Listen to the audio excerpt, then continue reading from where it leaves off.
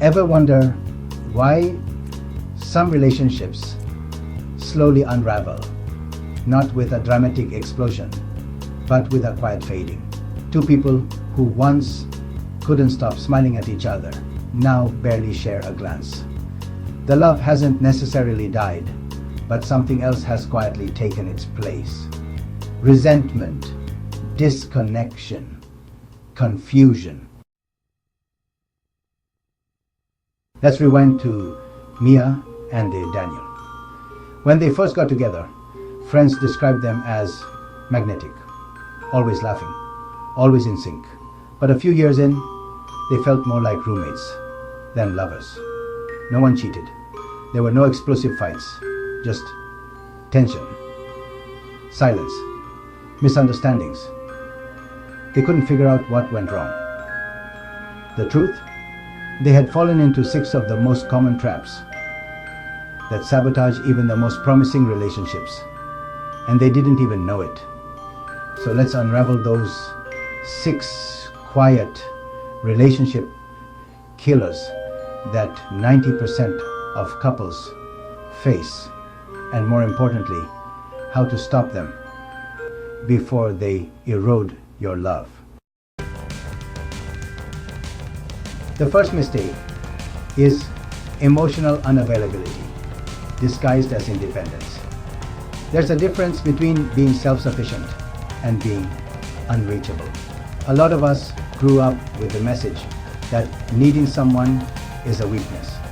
So when things get hard, we shut down, insisting we fine even when we're drowning inside. Over time, this creates an emotional vacuum. Your partner might start to feel like they're loving a ghost, someone physically present but emotionally distant.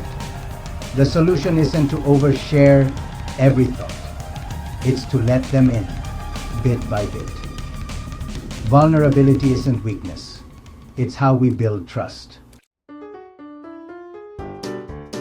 The second mistake is dismissing small bits for connection.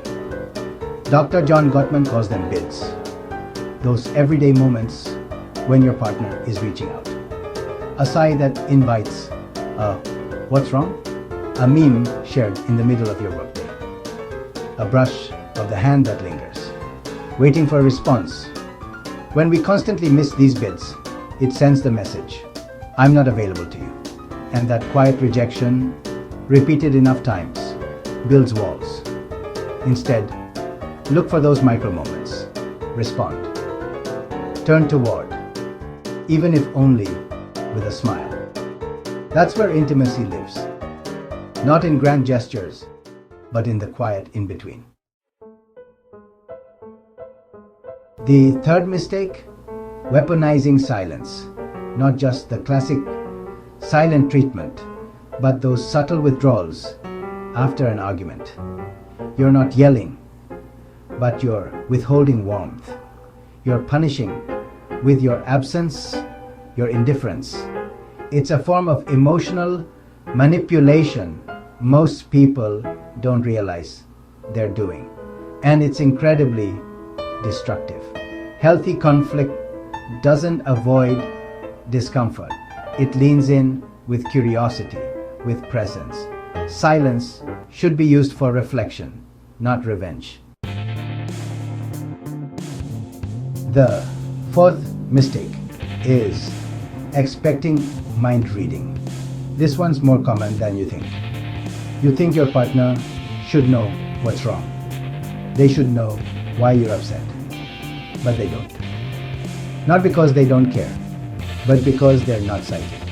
Relationships break under the pressure of unspoken expectations.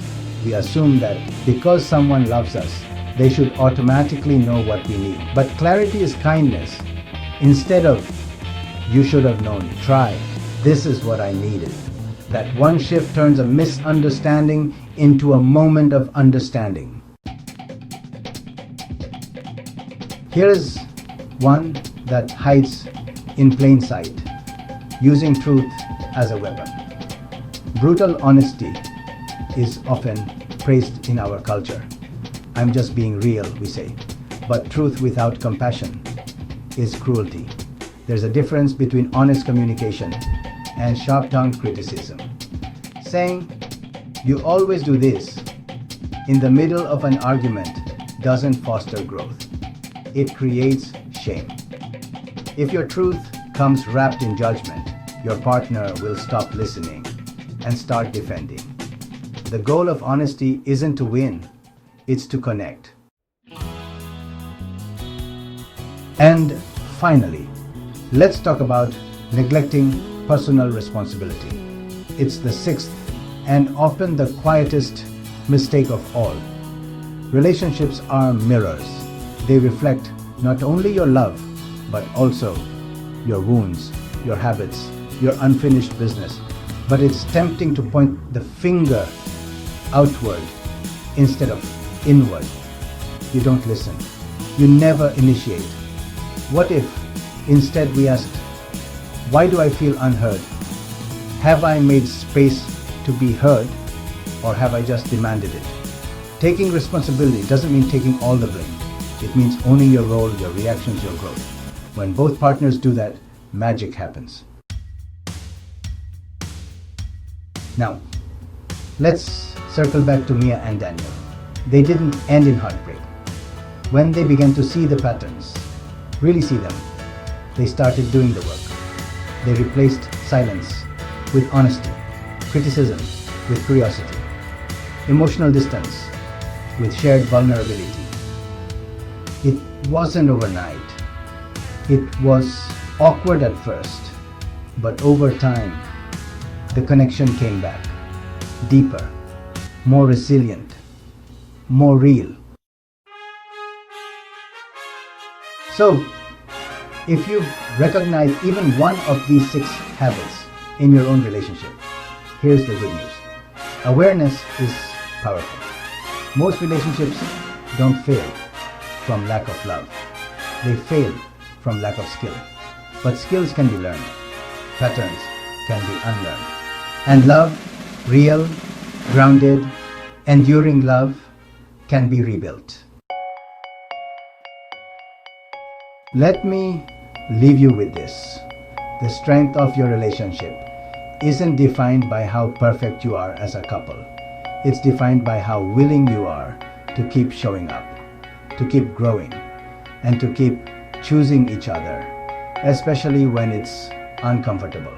So pause, reflect. Which of these 6 subtle mistakes might be quietly sabotaging your relationship? And more importantly, what will you choose to do differently? Because love isn't just a feeling, it's a practice. One honest moment at a time.